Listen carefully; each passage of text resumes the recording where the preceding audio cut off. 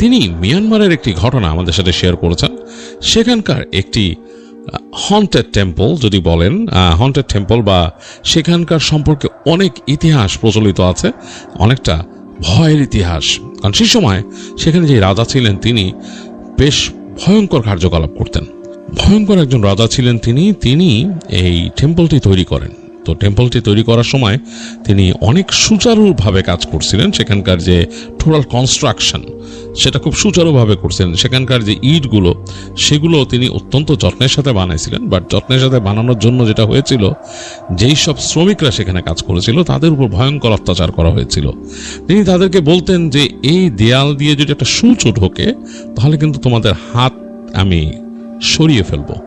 তো এইভাবেই তিনি তার লোকদেরকে ভয় দেখাতেন এবং এগুলোর অনেক কিছু তিনি করতেনও। তো যাই হোক, সেখানে বেশ ক্লেদাক্ত ইতিহাস আছে এটা তৈরির পিছনে। তো বেশ হন্টেড বলেই পরিচিত। সেই এলাকার মানুষরাও ভয় পায়, মানে সেখানকার যারা স্থানীয় বাসিন্দা, যারা নাকি সেই মন্দিরের আশেপাশে থাকতেন, মানে মোটামুটি কাছাকাছি জায়গায় যারা থাকতেন, তারা সন্ধ্যার পর ওখানকার আশেপাশে রাস্তাও মারাতেন না। কারণ অনেকে অনেক কিছু দেখতেন বা অনেক কিছু এক্সপিরিয়েন্স করতেন, এই ভয় অনেকে যেতেন না। আর সেখানকার মানুষদের মধ্যে একটা ব্যাপার ছিল, তারা যেটা হতো যে তারা বিদেশি পছন্দ করতো না। এটা তাদের মধ্যে খুব অনেক আগের থেকেই এটা আছে। তারা বিদেশিদের আনাগোনাটা খুব একটা পছন্দ করতো না। সুতরাং দর্শনার্থী যারা আসতো সেখানে দেখতে, তাদেরকেও তারা খুব একটা ওয়েলকাম করতো না। আর দর্শনার্থীরাও দেখা যেত যে কিছু কিছু কারণে সেখানে গিয়ে কেন জানি একটু অস্বস্তি ফিল করতো, এবং অনেকেরই ভাষ্য আছে তারা ভয় পেত। তো এই ডাক্তার এইচের যে পাঠানো ঘটনা, সেটা একজন ফ্রেঞ্চ ভদ্রলোককে নিয়ে এই ঘটনাটা তিনি সংগ্রহ করেছেন, তার সংগ্রহ করা ঘটনা। তো ফ্রেঞ্চ ভদ্রলোকের একটা নাম দিয়ে দিই, যেটা ছদ্মনাম দিচ্ছি আমি। তার নাম ধরলাম ক্রিস্টোফার দুবোয়া। তো ক্রিস্টোফার দুবোয়া হচ্ছে তার ফ্রেঞ্চ একজন ব্যক্তি, এবং তিনি পেশায় একজন চিত্রশিল্পী। তিনি আঁকাআঁকি করতেন এবং তার হাতের আঁকা বেশ ভালো ছিল, নিখুঁত। এবং যেটা করতেন তিনি পৃথিবীর বিভিন্ন জায়গায় গিয়ে বিভিন্ন জিনিস তিনি আঁকতেন। যেমন রোমানিয়া গিয়ে তিনি সেই রোমানিয়ার কিন্তু সেই ক্যাসেল ড্রাকুলার ক্যাসেল তিনি এঁকেছিলেন। এছাড়াও অনেক ছবি তিনি এঁকেছেন, এবং তার খুব প্রিয় আঁকার বিষয়বস্তু ছিল মিস্ট্রি আঁকতে ভালোবাসতেন তিনি। সরাসরি তিনি তার ইজেল নিয়ে, তার পেন্টিং বোর্ড নিয়ে বসে যেতেন এবং সেখানে বসে আঁকাআঁকি করতেন। এবং আরেকটা জিনিস তিনি করতেন, যেটা অনেকেরই এটা করা হয় না বা করতে অভ্যস্ত না বা করতে পারেনও না অনেকে, যেটা হচ্ছে রাতে আঁকাআঁকি। তো ক্রিস্টোফার যেটা করতেন, তিনি রাতের বেলা আঁকতেন। তার কাছে লণ্ঠন ছিল, তিনি লণ্ঠন নিয়ে বিভিন্ন জায়গায় গিয়ে বসে যেতেন। যেমন পাহাড়ের একটা পিকে তিনি উঠছেন, তার কাছে নিচের যে উপত্যকাটা খুব সুন্দর লাগছে, তো তিনি সময় বেছে নিতেন চাঁদনি রাতে সেখানে লণ্ঠন নিয়ে যে ক্যাম্প করতেন, করে তিনি সেই ক্যাম্পের বাইরে ইজেল বসিয়ে তিনি আঁকা শুরু করতেন। লণ্ঠনের আলোয় তাকিয়ে যা দেখতেন তা তিনি ফুটিয়ে তুলতেন তার ক্যানভাসে। তো এরকম অনেক রহস্যময় জিনিস তিনি এঁকেছেন, যেগুলোর আসলে ব্যাখ্যা অনেকেই তার কাছে চেয়েছেন, যেটা কি এঁকেছেন। তো তিনি নিজেই বলতেন যে জানি না কি আঁকছি, আমি জাস্ট যেটা দেখছি বা আমার যেটা ফিল হয়েছে ওখানে আমি সেটা এঁকে ফেলছি। অনেক সময় মনের অনেক ফিলিংসও আমি এঁকে ফেলি। তো এটা নিয়ে সবাই অবাক হতেন যে ক্রিস্টোফার এগুলো কি বলে। তো এই ক্রিস্টোফার ভদ্রলোকের তখন ইচ্ছে হলো, তিনি এই যে ক্যাসেল সম্বন্ধে যখন শুনলেন, মিয়ানমারের বাগান বলে এলাকায় যে তিনি শুনলেন যে এখানে এরকম ক্যাসেল আছে, এই ব্যাপার, তো তিনি সেখানে যাওয়ার জন্য মনস্থির করলেন। তিনি ঘুরতে ঘুরতে চলে আসলেন এবং তিনি সেই বর্মা, তখনকার সময়কার বর্মা, মিয়ানমার, সেখানে তিনি চলে গেলেন এবং তখনকার রেঙ্গুন, সেখানে তিনি অবস্থান করলেন কিছুদিন এবং খবরাখবর নিলেন সেখানে যেতে হয় কিভাবে। তো প্যাডেল স্টিমার, তখনকার সময় যে বড় স্টিমার, আমাদের দেশেও কিন্তু এখনো আছে, বড় বড় দুটো চাকা থাকে দুই পাশে ঘুরে এবং সেটা সামনের দিকে যায়। আমি চড়েছি ছোটবেলায়, সেটাতে সৌভাগ্য হয়েছিল, আমার নানা উঠিয়েছিল, বলেছিল এটা একটা ঐতিহাসিক জিনিস, এটাতে ওঠ, তো নিয়ে গিয়েছিল আমার নানা। তো যাই হোক, সেই প্যাডেল স্টিমারে করে তিনি রওনা দেন সেই সময়কার সেই রেঙ্গুন বা এখনকার ইয়াঙ্গুন থেকে, এবং তিনি সেখানকার একজন গাইড খুঁজে নেন। গাইডের নাম আমরা এখন শর্ট একটা দিলাম, এটা ছদ্মনাম দিলাম লুই। তো লুইকে নিয়ে তিনি রওনা দেন এবং তারা যাচ্ছেন, এনজয় করতেছেন পরিবেশ, নদীর পরিবেশ, দুই পাশের গ্রাম, অসাধারণ। এরকম দেখতে দেখতে এক সময় তারা পৌঁছে গেলেন সেখানে, যেই অঞ্চলে এই মন্দিরটা অবস্থিত, সেখানে পৌঁছে গেলেন। তো এখানে গিয়ে লুই ওনার জিনিসপত্র নিয়ে বেরোয় আসলেন এবং তারা গিয়ে খুঁজে ওখানকার হোটেল খোঁজা শুরু করলেন থাকার জন্য।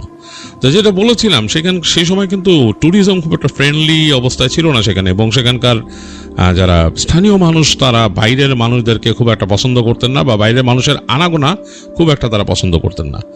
তো এই কারণে একটু বেগ পেতে হলো ঘুরে ফিরে একটা এরকম হোটেল বা রেস্ট হাউস থাকার জন্য।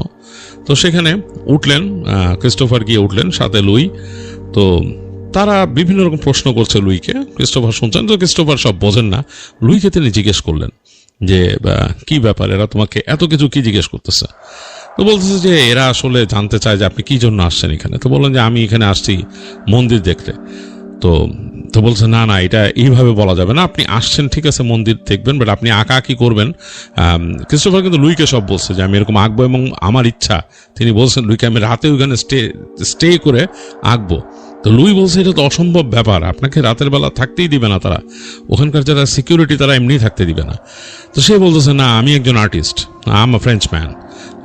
তার ভেতরে এটা একটা কাইন্ড অফ লাইক অহংকার ছিল যে আমি একজন আর্টিস্ট, আমি অনেক কিছুই করতে পারি।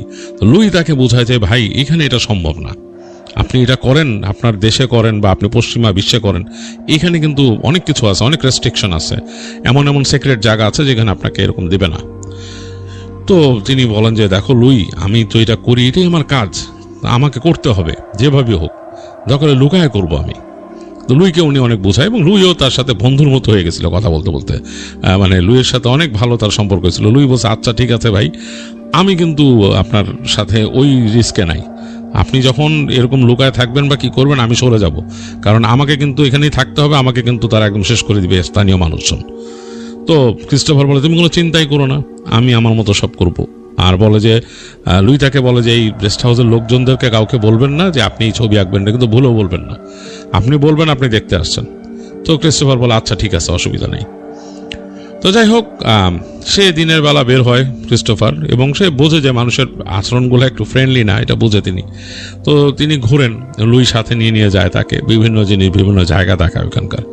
দেখতে দেখতে ঠিক পড়ন্ত দুপুর যখন বিকেল হয়ে যাচ্ছে, তখন ওই সময়টায় শান্ত মানুষ চলে আসে ওখান থেকে, ওই মন্দিরে তারা দেখতে যান। তো সেখানে গিয়ে লুই ফার্স্টে কথা বলেন, সেখানে গার্ড ছিল, গার্ডদের সাথে কথা বলেন। গার্ডরা প্রথমে বলে যে না এখন তো ঢুকতে দেওয়া যাবেই না, এই না এখন প্রবেশাধিকার নাই, এরকম সময়। তো লুই অনেক কথাবার্তা বলে তাদেরকে ম্যানেজ করেন এবং ক্রিস্টোফারকে ঢোকার ব্যবস্থা করে দেন। তো ক্রিস্টোফার সহ তারা ঢোকেন। তো ক্রিস্টোফার তার ছোট্ট সেই ক্যানভাস, যেটা এমটি ক্যানভাস যেখানে তিনি আঁকা কি করবেন, সেটা তিনি নিয়েছেন। তিনি তার সাথে একটা ব্যাগ নিয়েছেন, এরকম ব্যাগ, সেটার মধ্যে তার এই ব্রাশ ট্রাশ ইত্যাদি থাকে, এবং একটা লণ্ঠন ছিল, সেটা ফোল্ড করে রাখা যেত, এটাকে খুললে মানে এটা খুলে যেত আর কি, পায়াটা এগুলো সব খুলে বের করা যেত, এবং আলো দিলে ওইটার যে গ্লাস ছিল লণ্ঠনের গ্লাসটা, ওইটা কাইন্ড অফ লাইক ম্যাগনিফাইং, মানে আলোটা বেড়ে যায় এরকম একটা লণ্ঠন। যাই হোক সেটাও তিনি নিয়েছেন, নিয়ে এগুলো সব কিছু তিনি একটা ব্যাগে নিয়েছেন, নিয়ে তিনি গেছেন ওইখানে। যাই হোক তারা ঢুকলেন, ঢুকে বিভিন্ন জিনিস দেখতেছেন। তো ওইখানে গিয়েই ক্রিস্টোফারের যে ব্যাপারটা হচ্ছিল, তার গা ছমছম করছিল কয়েকটা জায়গায় দিয়ে। তিনি যখন নাকি টোটাল এই মন্দিরের পাশ দিয়ে ঘুরে যাচ্ছেন, তিনি পুরো জায়গাটাকে আগে দেখবেন। তো দেখছেন যে পেছন দিক দিয়ে যখন যাচ্ছেন, এক পাশে মানে এই বাউন্ডারির ওই পাশে বিশাল বিশাল গাছ, এবং কেমন জানি নিথর হয়ে আছে, পাখির ডাকগুলোও জানি কেমন, কিছু পাখি ডাকতেছে, সেটা মানে খুব ভীতিকর। এবং লুই কিন্তু ভয়ে ওনার সাথে জায়গায় ঢোকেন নাই, উনি যেদিক দিয়ে হেঁটে যাচ্ছেন। লুই বলতেছে আমি ওদিকে যাবো না, কেন? ওখানে বিশ্বাস করা হয় যে মৃত রাজাদের আত্মারা ওখানে আছে, এবং তারা যদি কারো দিকে নজর দিয়ে ফেলে তাহলে সমস্যা আছে। তো ক্রিস্টোফার লুইকে এরকম হাত দিয়ে এরকমই তাকে একটা হাসি দিয়ে তিনি বলেন এইসব তুমি কি বলো, উল্টাপাল্টা কথা বলে। তিনি হেঁটে ওদিকে ঢুকে যান। ঢুকে দেখতেছেন যে ওই জায়গাতে ওই যে পেভিং করে এরকম চলে গেছে, এক পাশে বেশ কিছু এরকম কবর, হ্যাঁ এরকম ওখানে রাখা আছে, এবং তার পেছনে দেয়ালের ওই পাশে বিশাল গাছ, এবং গাছগুলার মধ্যে পাখি পাখি ডাকতেছে। সেই পাখিগুলাও নাম না জানা পাখির ডাক, এগুলো ক্রিস্টোফার আগেও শোনেন নাই এই পাখির ডাক। এবং গাছের ভেতরের যে অংশটা, মানে এটা জঙ্গলের মতো, ওই জায়গাটা যেন কেমন লাগতেছে তার কাছে। তো যাই হোক ক্রিস্টোফার হেঁটে হেঁটে ওদিক দিয়ে যাচ্ছেন, এবং নিস্তব্ধতার মাঝে এই পাখির ডাকগুলা তার কাছে একটু অন্যরকম লাগতেছে, গা শিরশির করতেছে। যেখানে ছায়া পড়ছে, ছায়াটা মনে হইতেছে খুব শীতল ছায়া। আর ওই যে টেম্পলের সাইড থেকে তার মনে হচ্ছে যে কেউ তাকে দেখতেছে, এটা তার এই ফিলগুলো হচ্ছিল। তো যাই হোক তিনি পুরো জায়গাটা ঘুরতে ঘুরতে একেবারে পড়ন্ত বিকালটা আরো করে দেন, মানে বিকেলটা আরো করে দেন, মানে আর কি পার করে দেন। সন্ধ্যা হয়ে আসে, মানে এখন কিন্তু আর মানুষজন নাই, সব বের হয়ে গেছে ওখান থেকে। তিনি লুইকে বারবার ইশারা করেন চলে যেতে। তো লুই বুঝেন যে এখন তো চলে যাবে। লুই আস্তে করে হেঁটে অন্য মানুষদের সাথে বের হয়ে যায়, এবং ওখানে যারা লোকজন ছিল তারাও, ওই যারা এই দরজা চেক করে লাগায় দেয়, তারাও কিন্তু আসলে আর ওই ব্যাপারটা খেয়াল করে নেই। লুই চলে গেছে মানে তারা মনে করে। এবং এই সময় ক্রিস্টোফার কিন্তু ওখানে একটা পুরনো পাথরের স্তম্ভর পিছনে লুকায় ছিলেন, বসেছিলেন চুপচাপ নিজের মতো। এবং উনি দেখতেছেন বিকাল গড়ায় যাচ্ছে, এনজয় করতেছেন। একটু ঠান্ডা ঠান্ডা পড়ছে, তিনি তার মতো স্যুট পরে আসছেন, তো ঠান্ডাটা মজাই করে লাগতেছে, এনজয় করতেছেন তিনি। শুধু একটু অভাব ফিল করতেছেন যে এখানে কফিও এখন খাওয়া যাচ্ছে না, বা কোনো সিগারও ধরতে পারতেছেন না তিনি। এটার জন্য তিনি অভাব ফিল করতেছেন, তার যে আনুষঙ্গ, আঁকার জন্য আনুষঙ্গটা লাগে, বা সময় পার করার জন্য। আর বেশ একটু ঠান্ডা ঠান্ডা ছিল, হাতটাতের মধ্যে ঠান্ডা লাগতেছে। কুয়াশায় ছেয়ে গেল একসময় তার পাশের অঞ্চলটা। তিনি দেখতেছেন যে এই অন্ধকার নেমে যাচ্ছে, যে একদম মানে অন্ধকার হয়ে গেছে গোধূলি হয়ে। তিনি দেখতেছেন এই যে পাথরের স্তম্ভগুলোর উপরে কুয়াশার একটা লেয়ার পড়ে গেল, মানে মাটি থেকে প্রায় 2 ফিট 3 ফিট উঁচু কুয়াশা ভেসে বেড়াচ্ছে। তো একসময় তিনি বুঝলেন যে এখন হয়তো এখানকার যারা মানুষ ছিল গেটের কাছে, গার্ড এরা কেউ নাই। তিনি আস্তে করে উঠলেন, উঠে হাত ঝাড়া দিলেন, বসেছিলেন একটু ঘাসের উপরে জায়গাটায়। তো উঠে দাঁড়িয়ে তিনি পেছন দিকে তাকাচ্ছেন, পেছনে যে প্রাচীর, মানে যে দেয়ালের ওদিকে দেখতেছেন গাছের ওখান থেকে cat cat cat cat cat cat cat cat শব্দ আসতেছে একটা, মানে অসংখ্য, একটা মানে কি অসংখ্য কোনো পাখি বা পোকা cat cat cat cat cat করে শব্দ করে ডাকতেছে। এটা কি তিনি বুঝতে পারলেন না, কি পোকা বা কি পাখি, মানে অসংখ্য ক্যাট ক্যাট, মানে চাই মাথা ধরে যাওয়ার মতো অবস্থা। প্রকৃতির নিস্তব্ধতার মাঝে প্রকৃতির আওয়াজ, এবং cat cat cat cat cat cat cat cat cat কেমন জানি শব্দটা কেমন একটা রিদমিক ভাবে আসতেছে, যেটা বোঝা যাচ্ছে যে কোনো পোকা বা প্রাণী এরকম ডাকতেছে। তো তিনি উঠে দাঁড়িয়ে তাকালেন এদিক ওদিক, অন্ধকার প্রায় ছেয়ে গেছে, তিনি বুঝতে পারছেন যে এখন আর কোনো গার্ড বা কেউ নাই। তো তাকালেন এদিক ওদিক, আকাশের দিকে তাকালেন, দেখলেন একটা চাঁদ উঠতেছে, এবং চাঁদটা হলদেটে চাঁদ, বেশ বড় আকৃতির। তিনি বুঝতে পারলেন যে বাহ, আমার আঁকার জন্য খুব সুন্দর একটা অবস্থা হবে, আমাকে শুধু জায়গা মতো দাঁড়াইতে হবে। তো তিনি সামনের দিকে গেলেন না, সামনের দিকে গেলে তার একটা ভয় আছে, যদি এখানে ওই গার্ড থেকে থাকে বা কেউ যদি দেখে থাকে, তিনি তো আঁকার আগে ওখানে বাতি জ্বালবেন, নাহলে তো উনি আঁকতে পারবেন না। লণ্ঠনটা জ্বালবেন, লণ্ঠনে মোটামুটি বেশ ভালো আলো হয়। ওই যে বললাম যে ওপরে গ্লাসটা ম্যাগনিফাইয়ের মতো দেয়া, তো আলোটা বেশ বাইরে আসে, এবং বেশ একটা উত্তাপও ছড়ায়, গরম হয়ে যায় লণ্ঠনটা, বেশ মানে হিটও তৈরি করে এই সময়। তো ওই আলোটা তো এখান থেকে দেখানো যাবে না। তো পেছনের অংশে যদি তিনি থাকেন, তাকে কিন্তু কেউ দেখবে না সামনের থেকে, এবং এইখানে কেউ আসারও নাই, তিনি বুঝতেই পারছেন। তিনি মোটামুটি ওই পাথরের ওই স্তম্ভর আশেপাশেই দাঁড়িয়ে গেলেন, এবং সেখানেই থিতু হলেন। তো থিতু হওয়া মানে হচ্ছে তিনি ওখানেই স্থির হয়ে গেলেন। তিনি মোটামুটি দেখতে পাচ্ছেন যে এক পাশে সেই স্তম্ভটা আছে, আর এখান থেকে খুব সুন্দর একটা ভিউ আসতেছে, চাঁদটাও যে উঠছে, মানে মোটামুটি তিনি এনজয় করতেছেন। তিনি চিন্তা করলেন দ্রুত আমার কাজ শুরু করতে হবে। তো দ্রুত তিনি তার সেই ইজেল ওখানে পেতে ফেললেন, ভাঁজ করা ছিল এটা খুলে তাড়াতাড়ি ওই জায়গায় পাতলেন, এবং তার যে ল্যাম্পটা বের করলেন তিনি, সেই কেরোসিন ল্যাম্প, যেটার মধ্যে ম্যাগনিফাইং গ্লাস লাগানো, অনেকটা মানে আলো বেড়ে যায় এবং উত্তাপও বাড়ে, সেই ছোট ল্যাম্পটা বের করলেন, সেটা জ্বাললেন। এবং ওখানে আরেকটা জিনিস ছিল, তার যে একটা ছোট্ট কেরোসিন কুকার, বেশ ছোট, পোর্টেবল, এবং এইটা দিয়ে তিনি কফি তৈরি করতেন। এর অনেক এক্সপেন্সিভ ছিল সেই সময়টা।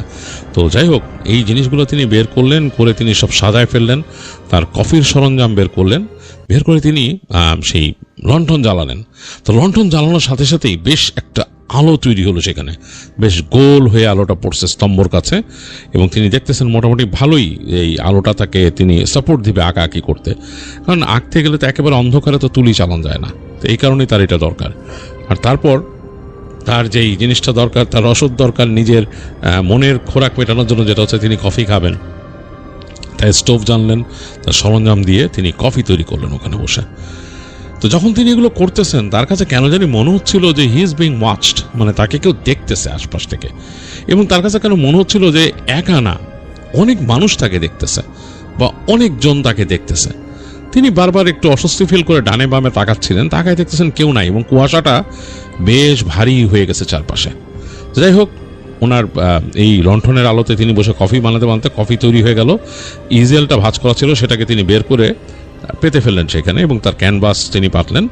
পেতে তিনি দেখছেন যে ওইখানে এক খণ্ড পাথর আছে এরকম রাখা। চিন্তা করলেন এই পাথরটাকে এনে এখানে রাখতে পারলে মন্দ হইতো না, ইজেলের নিচে রাখতে পারলে তাকে দাঁড়াতে হতো না, সুন্দর বসে বসে তিনি আঁকতে পারতেন। তো তিনি গেলেন, তার অলরেডি তিনি তার এই ছোটোখাটো জিনিসপত্রগুলো গোছায় রাখছেন, কফির জিনিসপত্র, পাথরটাকে ঠেলে এদিকে আনার চেষ্টা করলেন। তো অনেক ভারী পাথর, পারতেছেন না, অনেক পরিশ্রম করে ঘেমে গেছেন, 2-3টা এরকম ধাক্কা দিয়ে একসময় গড়া একটু সামলে আসলো পাথরটা। আসার পর তিনি ওখানে তার রিজেলটা বসালেন, বসাবেন আরেকটু নিয়ে এসে সরায়, যেহেতু তিনি পুরা পাথর আনতে পারেন, ওখানে বসালেন, লণ্ঠনটা পাশে রাখলেন। এই মানে ভিতরে কিন্তু ঘেমে গেছেন, এর মাঝে ঠান্ডা বাতাস এসে ঝাপটা মারতেছে, তো শরীরে মোটামুটি বেশ ঠান্ডা লাগতেছে যেহেতু ভিজে গেছেন ভিতরে। যাই হোক, তিনি কাজকর্ম শুরু করলেন, তার সেই রং তুলি বের করে তিনি তাকাচ্ছেন, চিন্তা করতেছেন আঁকা শুরু করবেন। ফার্স্ট তিনি তুলিতে পোঁছ দিবেন, তার আগে চিন্তা করলেন যে নিজের মতো একটু জিনিসটাকে এনজয় করি, তো কফি নিয়ে চুমুক দিলেন, দিয়ে তিনি ফার্স্ট আঁচড় কাটলেন ক্যানভাসে। শুরু হয়ে গেল আঁকাআঁকি, আঁকছেন, ডুবে গেছেন একদম সেই খেয়ালে, এবং বারবার তাকাচ্ছেন ক্যাসেলটার দিকে, এবং চাঁদের তো পরিবর্তন ঘটছে। এটা যতটুকু খুব দক্ষ আর্টিস্ট হিসাবে যতটুকু তিনি এই ট্রানজিশনটা দেখাতে পারছেন, এটা কিন্তু চেষ্টা করেন, অনেক আর্টিস্টই আছেন চেষ্টা করেন, এই ট্রানজিশনেরও একটা ভাব তিনি আঁকার চেষ্টা করছেন চাঁদের, এবং রঙগুলো একটু মিলাচ্ছেন ভালো মতো, মাঝে মাঝে তাকাচ্ছেন তিনি রঙটার তার তুলির যে প্যালেটের দিকে, যে কিভাবে কোথা থেকে নিচ্ছেন, কারণ এই লণ্ঠনে আলো তো দেখতে হচ্ছে। তো এগুলো যখন করছেন, হঠাৎ তিনি একটা শব্দ শুনলেন, কেমন জানি গড়গড় গড়গড়, মানে একটা কুকুর যদি গলার ভেতর থেকে গড়গড় করে, মানে সেরকম হয় একদম ভেতর থেকে, এরকম মানে কুকুরের গলার ভেতর থেকে বেশ ভারী। তিনি একটু থতমত খেয়ে গেলেন, তিনি তাকায় আছেন শব্দটা কোন দিক থেকে আসছে। ওই দিকে যে স্তম্ভগুলো আছে, মানে এই যে কবরের স্তম্ভগুলো আছে, সেগুলোর ওখান থেকে একটা কুকুরের মতো ডাক। তিনি তাকায় আছেন ওদিকে, বোঝার চেষ্টা করতেছেন, তার লণ্ঠনের আলো কিন্তু ভেসে কুয়াশায় বেশ খানিকটা যাচ্ছে, কারণ হলুদ রঙের লণ্ঠনের আলো। এর মাঝে তিনি দেখলেন সেই কুয়াশার ভেতর থেকে একজোড়া চোখ ঝলতেছে। তো তিনি ভাবলেন ভয়ঙ্কর কোনো প্রাণী, একবার ভাবলেন বাঘ কিনা, হতে পারে বাঘও থাকতে পারে এখানে, এই প্রাচীর টপকায় বাঘ আসতেই পারে। তিনি চিন্তা করলেন বাঘ কিনা, কারণ যেভাবে চোখ দুটা জ্বলতেছে, তো সেটাতে কিন্তু তিনি বেশ ভয় পেয়ে গেছেন। বাট তিনি জানেন যে বাঘের যে শব্দ সেটাতে এরকম না, বাঘ এইভাবে ডাকে না, এরকম শব্দও করে না। তিনি জানেন মোটামুটি, তিনি বেশ মানে শিক্ষিত মানুষ, মোটামুটি বিভিন্ন জিনিস সম্বন্ধে আইডিয়া আছে। তো তিনি চিন্তা করলেন যে হ্যাঁ, এরকম ডাকতে পারে কুকুর বা উল্ফ, এরকম কোনো প্রাণী। এরকম চিন্তা করতে করতে তিনি হঠাৎ দেখলেন ঠিক একটা স্তম্ভের পেছন থেকে একটা মুখ বেরোলো। তো সেই মুখটা অনেকটাই মনে হচ্ছে ভয়ঙ্কর কোনো নেকড়ের মুখের মতো, কিন্তু মুখটা বেশ বড়। নেকড়ের যেরকম মুখ থাকে, নেকড়ের কিন্তু দুই পাশে একটু একটু চড়া টাইপের থাকে মুখটা, এটা বেশ বড়, ধূসর আকৃতির, চোখ দুটো জ্বলতেছে। তো সেই যে মুখটা ভাসায় উঠছে সামনে, সেটা কিন্তু মানে নেকড়ের মতো সাইজ না, অনেক বড়, এবং এটা ঘড়ঘড় শব্দ করে আরেকটু বের করলো মুখটা। তিনি মানে বেশ ভয় পেয়ে গেছেন। তো তিনি লণ্ঠনটা তাড়াতাড়ি ধরে সামনের দিকে করলেন, মানে বাড়ায় ধরলেন, কারণ তিনি জানেন যে আলো দেখলে যে কোনো প্রাণী একটু ভয় পায়। লণ্ঠনটাকে সামনের দিকে মানে এগিয়ে ধরছেন তিনি, তুলিটা কিন্তু রেখে দিয়েছেন পাশে।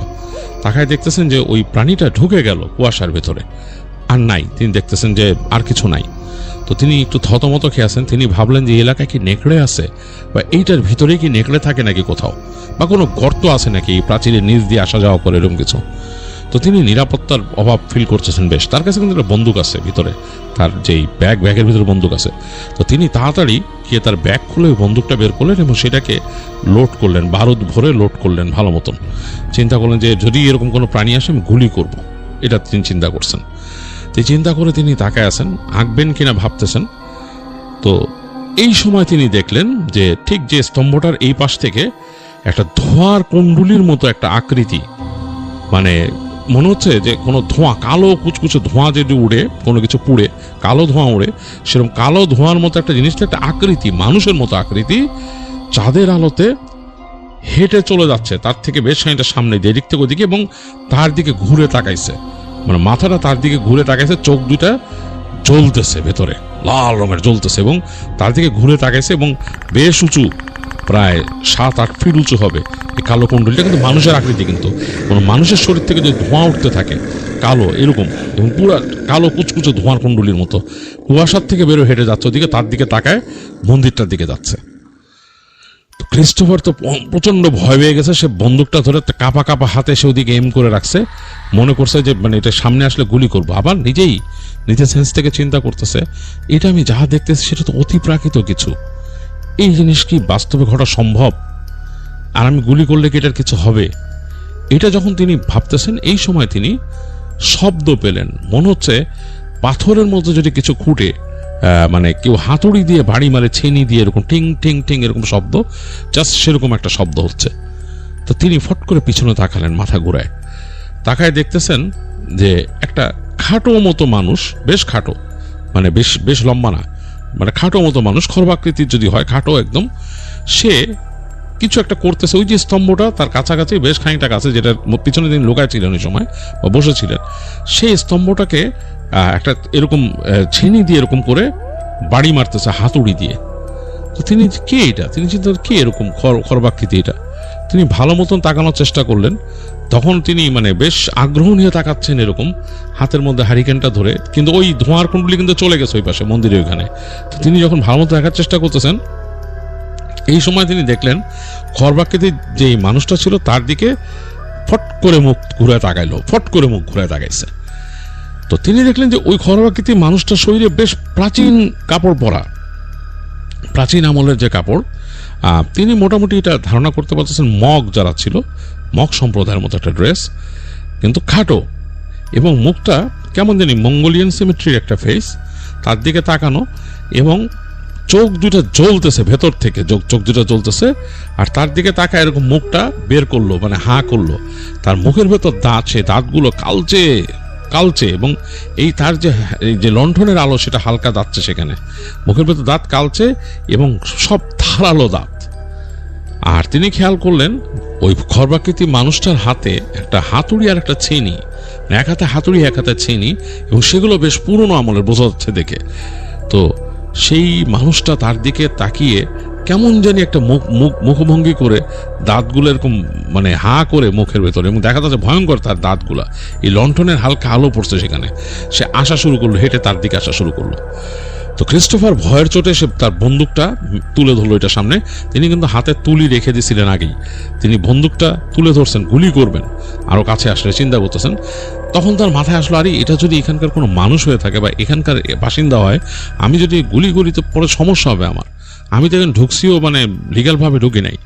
তো তিনি কি মনে করে তিনি ঘুরে দৌড় লাগালেন।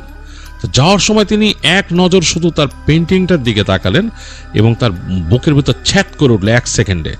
তিনি যতটুকু আঁকছিলেন এর মাঝে তিনি কিন্তু দেখলেন তার যে পেন্টিং সেটার মধ্যে সেই যে ধোঁয়ার মতো অবয়বটা সেটাও আঁকা, যে সেই অবয়বটাও ওইখানে আছে, যেখানে অবয়বটা যে পার হয়েছে অবয়বটারও ছবি ওখানে তুলিতে আঁকা। এবং তিনি যে তুলি রাখছিলেন, তুলিটা যেখানে রাখছিলেন সেই জায়গায় নাই, তার ওই পাশে রাখা, মানে তার যে ক্যানভাস তার কাছেই তুলিটা রাখা। ক্রিস্টোফার প্রচন্ড ভয় পেয়েছেন যে এটা কেমনে হলো, এবং তিনি এক সেকেন্ডে, মানে ওইটা মানে কয়েক সেকেন্ডের মধ্যে তিনি দেখছেন, তিনি যে দৌড় দিয়েছেন দৌড় দেওয়ার পথেই তিনি শুধু থাবা দিয়ে তার যে লণ্ঠনটা ছিল সেটা তিনি তুলে নিয়েছেন, নিয়ে ছেড়ে দৌড়াচ্ছেন। তার কাছে মনে হচ্ছে যে তার পেছনে পেছনে, তিনি পিছন ফিরে তাকান নাই, মনে হচ্ছে যে খর্বাকৃতিক সেই মানুষটা আসতেছে তার পেছনে। দৌড়াইতেছেন তিনি, এগুলোর মধ্যে দিয়ে অন্ধকার, মানে ওই জায়গায় অন্ধকার, কিন্তু তার যে হাতের লণ্ঠনের আলো যতটুকু পড়তেছে ততটুকু আলোকিত হচ্ছে গোল, মনে হচ্ছে একটা গোল আলো। তাকে দূর থেকে কেউ দেখলে মনে করেন একটা গোল আলো দৌড়ায় যাচ্ছে এখানে, এবং আশেপাশে অনেক এরকম সমাধি আছে, এগুলোর আশপাশে দিয়ে তিনি দৌড়ায় যাচ্ছেন অন্ধকারের মধ্যে। এবং তার এক পাশে পড়ছে সেই বিশাল টেম্পলটা, সেটা একদম বিশাল, মানে চাঁদের আলো পড়ে ওই জায়গাটা উপর দিকটা আলোকিত হয়েছে, বাকিটা ছায়া। এবং তার প্রচন্ড ভয় লাগতেছে যে তাকে মানে কিছু একটা তার সামনে আসবে, এরকম ভয় লাগতেছে কিছু একটা বেরোবে এই টেম্পলের আশপাশ দিয়ে। প্রচন্ড ভয় পেয়েছেন তিনি দৌড়াইতে দৌড়াইতে ঘুরে এই সামনের দিকে যখন আসা শুরু করছেন, যখন তিনি বের হয়ে আসবেন সামনের আঙিনার কাছে, এই সময় তিনি দূর থেকে দেখলেন যে ওই যে ছায়াটা সেটা আস্তে করে ওই ভেতরে অন্ধকার থেকে বের হয়ে এসে সামনে দাঁড়ালো। তিনি দেখতেছেন বিশাল উঁচু একটা রকম ছায়া, এবং সেটার হাতে মনে হচ্ছে একটা চাবুক টাইপের কিছু, তাকে মারার মতো এরকম, এটা তার দিকে এরকম দাঁড়ায় আছে, তার পথ আগলে এরকম।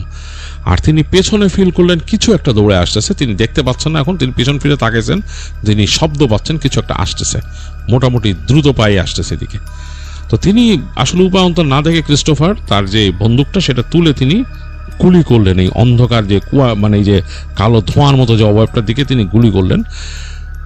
তার ওখানে দুইটা গুলি ভরা যেত, তখন তুম করে শব্দ হলো, একদম মানে সে সময়কার বন্দুকে যেটা হইতো তুম করে শব্দ হলো, এবং মানে একেবারে আগুনের ফুলকে উঠে গেল ওদিকে। তিনি ওই গুলির জন্য তার কানে তালা লাগার মতো অবস্থা কিছুক্ষণের জন্য।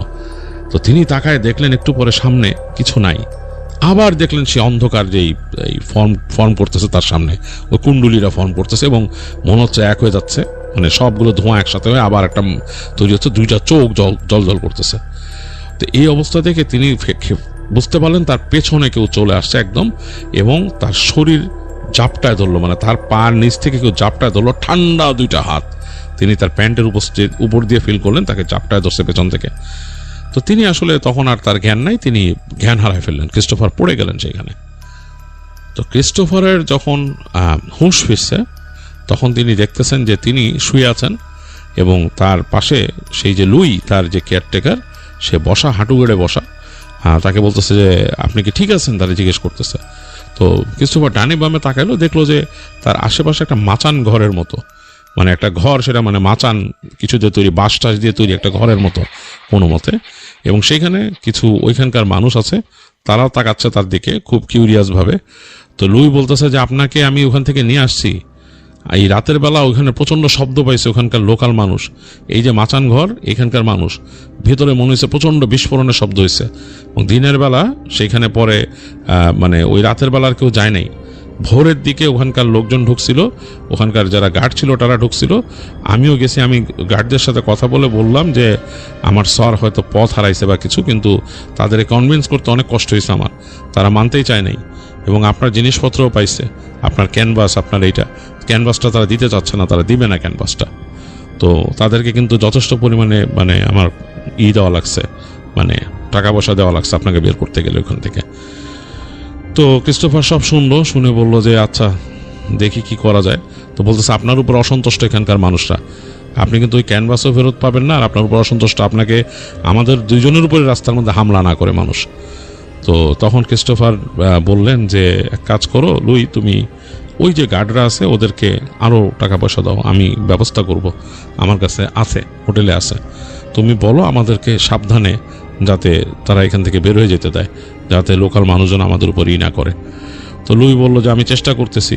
লুই তো ওখানকার মানুষ, ওই দেশেরই মানুষ, তার ভেতরেই আছে। লুই বলছে আমি চেষ্টা করতেছি, কারণ আমি জানি আপনি ভালো মানুষ, আপনি খারাপ কিছু উদ্দেশ্যে আসেন নাই। তো তাকে হাত ধরে রিকোয়েস্ট করলো ক্রিস্টোফার যে আমার ক্যানভাসটা কাইন্ডলি ব্যবস্থা করে দাও তুমি। তো বলছে আপনার ক্যানভাসটার মধ্যে ওটা নাকি ক্ষতিগ্রস্ত হয়েছে, আপনি কি আঁকছেন জানি না, আর তারাও যেটা দেখছে তারা দিতে চাচ্ছে না, বলে আমি টাকা দিব, তুমি ম্যানেজ করো। তো এগুলো বললেন। তো এর মধ্যে অনেক জ্বর উঠছিল ক্রিস্টোফারের, বেশ জ্বর উঠে গেছিল। তো লুই তাকে বললো যে আপনি আপাতত এখান থেকে আপনাকে আমি নিয়ে যাই, আগে হোটেলে নিয়ে যাই। তো ওখানকার এক লোকের সহায়তা তাকে নিয়ে হোটেলে নিয়ে গেল, ক্রিস্টোফারকে নিয়ে রেখে আসলো। তারপর লুই বেশ কিছু টাকা পয়সা নিল ক্রিস্টোফারের কাছ থেকে এগুলো ব্যবস্থা করার জন্য, নিয়ে সে সব কিছু ব্যবস্থা করে নিয়ে আসলো, তার জিনিসপত্র সব কিছু নিয়ে আসলো। আনার পর ক্রিস্টোফারকে তিনি নিয়ে স্টিমারে উঠলেন, ওখানকার স্টিমারে উঠলেন। আর ওই যে লোকজন যারা ছিল ওখানকার যারা গার্ড ছিলেন তারাই ব্যবস্থা করে দিলেন সব কিছু, এবং ক্রিস্টোফারও তাদের সাথে লুইয়ের মাধ্যমে কথা বললেন যে দেখেন আমার কোনো ব্যাড ইন্টেনশন ছিল না, আমি একজন আর্টিস্ট, আমি ফ্রান্স থেকে আসছি, আমি আঁকাআঁকি করি, এটাই আমার কাজ, আমার আরও আর্ট আছে। তো তারাও বুঝলো ব্যাপারটা, আসলে ক্যানভাসটা দিতে চাচ্ছিল না তারা। তারপর ওই যে মানে তিনি অর্থবিত্ত দিয়ে ক্যানভাসটা নিয়ে নিলেন। তো নিয়ে তিনি যখন ক্যানভাসটার দিকে তাকালেন, এবং লুইও দেখছে, দুজনই দেখে অবাক হলেন। তার আঁকা কিন্তু মোটামুটি 80% কমপ্লিট ছিল, মানে হালকা, মানে বাকিটা আঁকতেন 80%-এর মতো এঁকে ফেলছিলেন তিনি। লুই তাকে বারবার জিজ্ঞেস করতেছেন যে মশিয়া এটা কি আঁকছেন আপনি, মানে এটা কি, আপনি কি এরকম কিছু দেখছেন আপনার সামনে? তো ক্রিস্টোফার বলল, তাকালো, তো তুমি আমাকে বেহুশ অবস্থায় কেন পাইছো?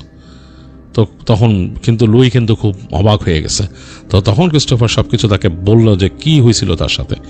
তো বলতেছে, তিনি স্বীকার করলেন যে লুই তুমি ঠিক ছিলে, ইউ আর রাইট, আমি রং, জায়গাটা আসলেই হন্টেড, ওখানে অতিপ্রাকৃত ব্যাপার স্যাপার আছে, আমাদের আসলে এরকম কিউরিয়াসিটি দেখানো উচিত না, এরকম কোথাও যায় যে এরকম মানে ওভার কিউরিয়াস হওয়া উচিত না, কোন একটা ক্ষতি হয়ে যেতে পারতো, হয়তো হয় নাই। যাই হোক, আমি বেঁচে ফিরতেছি, এটাই একটা বড় জিনিস। আমি সৃষ্টিকর্তাকে এর জন্য শুকরিয়া আদায় করি, তার কাছে আমি অনেক ধন্যবাদ জানাই সৃষ্টিকর্তাকে, যাতে তিনি আমাকে রক্ষা করছেন সেখান থেকে। তো যাই হোক, এক পর্যায়ে তিনি চলে আসেন মূল রাজধানীতে এবং সেখান থেকে তিনি তার জিনিসপত্র নিয়ে লুইকে বিদায় দিয়ে, লুইয়ের যথেষ্ট পারিশ্রমিক দিয়ে, যতটুকু দেওয়ার দিয়ে তিনি সেখান থেকে বিদায় নেন এবং তিনি তার সেই পোর্ট্রেটও সাথে নিয়ে আসেন এবং তার সংগ্রহশালায় সেই পোর্ট্রেট ছিল, যেটা অন্যান্য পোর্ট্রেটের সাথেই স্থান পাইছিল। যেহেতু তার অনেক পোর্ট্রেটের মধ্যেই অনেক রহস্যময় জিনিস ছিল, তো সবাই ওইটাকে আর ওইভাবে মনে করে নাই। তো তিনি কিছু মানুষকে এই ঘটনাটা বলছিলেন যে তিনি আসলেই ওই জিনিসটা দেখছেন। কিছু মানুষ বলতে তার যারা ক্লোজ মানুষ তারা। তো এই ছিল ঘটনা।